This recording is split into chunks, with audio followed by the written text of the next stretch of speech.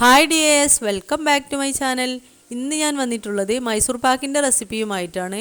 നമുക്ക് കടയിൽ നിന്നൊക്കെ കിട്ടുന്ന മൈസൂർ പാക്കിൻ്റെ അതേ ടേസ്റ്റിൽ നമുക്ക് വീട്ടിൽ എങ്ങനെ മൈസൂർ പാക്ക് തയ്യാറാക്കി എടുക്കാമെന്ന് നമുക്ക് നോക്കാം. അതിനായിട്ട് എൻ്റെ വീഡിയോ സ്കിപ്പ് ചെയ്യാതെ കണ്ടെങ്കിൽ മാത്രമേ ഇതുണ്ടാക്കാനായിട്ട് സാധിക്കുകയുള്ളൂ. അപ്പോൾ നിങ്ങൾക്ക് ഈ വീഡിയോ ഇഷ്ടപ്പെട്ടാൽ ലൈക്ക് ചെയ്യാനും സബ്സ്ക്രൈബ് ചെയ്യാനും മറക്കരുതേ. അപ്പോൾ നമുക്ക് വീഡിയോയിലേക്ക് കടക്കാം. ഇതിനായിട്ട് ഞാൻ എടുത്തിട്ടുള്ളത് 1.5 കപ്പ് കടലപ്പൊടിയാണ്. അതൊന്ന് വറുത്തെടുക്കേണ്ടതാണ്. ലോ ഫ്ലെയിമിൽ വെച്ചിട്ടൊന്ന് വറുത്തെടുക്കണം. മൈസൂർ പാക്കിന് കടലപ്പൊടിയുടെ ആ ഒരു പച്ചമണം ഉണ്ടാവാതിരിക്കാൻ വേണ്ടിയാണ്. വറുത്തില്ലെങ്കിലും കുഴപ്പമൊന്നുമില്ല. കളർ മാറുന്നത് വരെ ഒന്നും വറുത്തെടുക്കേണ്ട ആവശ്യമില്ല, ചെറുതായിട്ടൊന്ന് വറുത്തെടുത്താൽ മതി.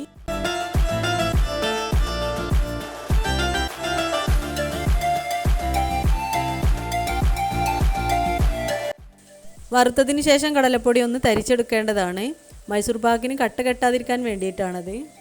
ഇനി ഇതിലേക്ക് എടുത്തിട്ടുള്ളത് 1 കപ്പ് നെയ്യാണ്. നിങ്ങളുടെ കയ്യിൽ നെയ്യ് കുറവാണെന്നുണ്ടെങ്കിൽ സൺഫ്ലവർ ഓയിലും കൂടി ചേർത്ത് കൊടുക്കാവുന്നതാണ്. കൂടുതൽ നെയ്യാണ് വേണ്ടത്, അപ്പോഴാണ് മൈസൂർ പാക്കിന് അതേ ഒരു ടേസ്റ്റ് വരികയുള്ളൂ. ഇനി ഇതിലേക്ക് ഞാൻ എടുത്തിട്ടുള്ളത് 1 ഗ്ലാസ് പഞ്ചസാരയാണ്. കൂടുതൽ മധുരം വേണമെന്നുള്ളവർക്ക് 1.5 ഗ്ലാസ് വരെ എടുക്കാവുന്നതാണ്. ഇനി ഈ പഞ്ചസാര ഒന്ന് മെൽറ്റ് ചെയ്തെടുക്കണം. അതിനായിട്ട് 1/2 ഗ്ലാസ് വെള്ളം ഒഴിച്ച് അതൊന്ന് തിളപ്പിച്ചെടുക്കണം. ഈ പഞ്ചസാര ലായനി ഒറ്റനൂൽ പരുവം ആവുന്നത് വരെ ഒന്ന് തിളപ്പിച്ചെടുക്കേണ്ടതാണ്. പഞ്ചസാര മെൽറ്റ് ആവുമ്പോഴേക്കും നെയ്യ് ചൂടാക്കി എടുക്കേണ്ടതാണ്. നെയ്യ് നല്ല ചൂടോടെ വേണം ഇതിലേക്ക് ചേർക്കാനായിട്ട്. അപ്പോൾ ഫ്ലെയിം ഓഫ് ചെയ്യരുത്, ലോ ഫ്ലെയിമിൽ അവിടെ അങ്ങനെ വെക്കണം.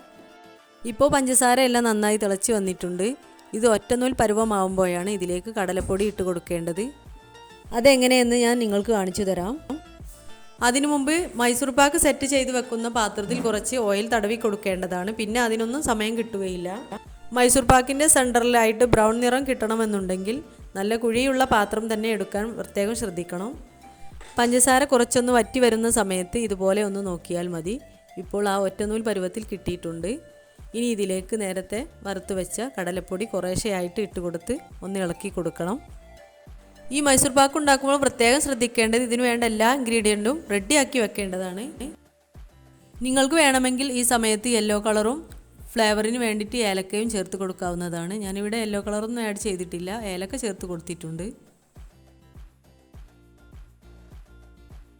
ഈ സമയത്ത് കൈയെടുക്കാതെ ഇളക്കാൻ വേണ്ടി പ്രത്യേകം ശ്രദ്ധിക്കേണ്ടതാണ്. കടലപ്പൊടി എല്ലാം നന്നായി ഇളക്കിയതിന് ശേഷം നേരത്തെ ഉരുക്കി വെച്ച നെയ്യ് ചൂടോടെ തന്നെ ഇതിലേക്ക് കുറേശ്ശെയായിട്ട് ഒഴിച്ചു കൊടുത്തൊന്ന് ഇളക്കി കൊടുക്കേണ്ടതാണ്.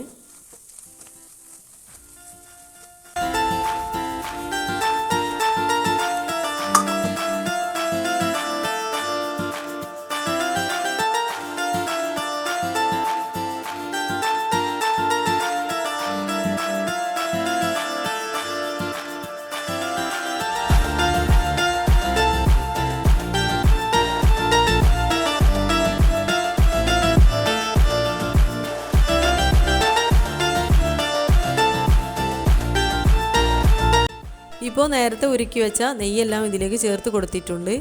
ഇനി ഇത് സെറ്റ് ചെയ്യേണ്ട പാത്രത്തിലേക്ക് ഇട്ട് കൊടുക്കണം.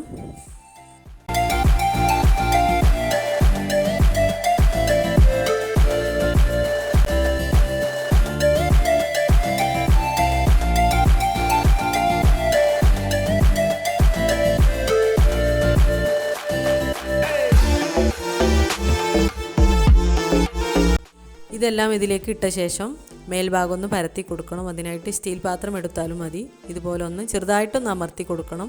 ഓവറായിട്ട് അമർത്തി കൊടുക്കരുത്. ഓവറായിട്ട് അമർത്തി കൊടുത്താൽ മൈസൂർ പാക്കിൻ്റെ ഉള്ളിൽ കാണുന്ന ആ ഹോൾസ് ഒന്നും കാണുകയില്ല.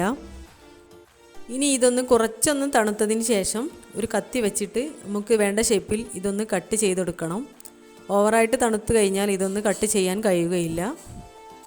ഇനി ഇത് നന്നായി തണുത്തതിന് ശേഷം മാത്രം വേണം ഒരു പാത്രത്തിലേക്ക് മാറ്റി കൊടുക്കാൻ. അപ്പോൾ നമ്മുടെ മൈസൂർ പാക്ക് ഇവിടെ റെഡിയായി വന്നിട്ടുണ്ട്. നിങ്ങൾക്ക് ഇഷ്ടപ്പെട്ടാൽ ഇപ്പോൾ തന്നെ ലൈക്ക് ചെയ്യാനും ഷെയർ ചെയ്യാനും സബ്സ്ക്രൈബ് ചെയ്യാനും മറക്കരുതേ. ഇൻഷാ അല്ലാഹ് അടുത്ത നല്ലൊരു വീഡിയോയുമായി വീണ്ടും കാണുന്നത് വരെ ബൈ.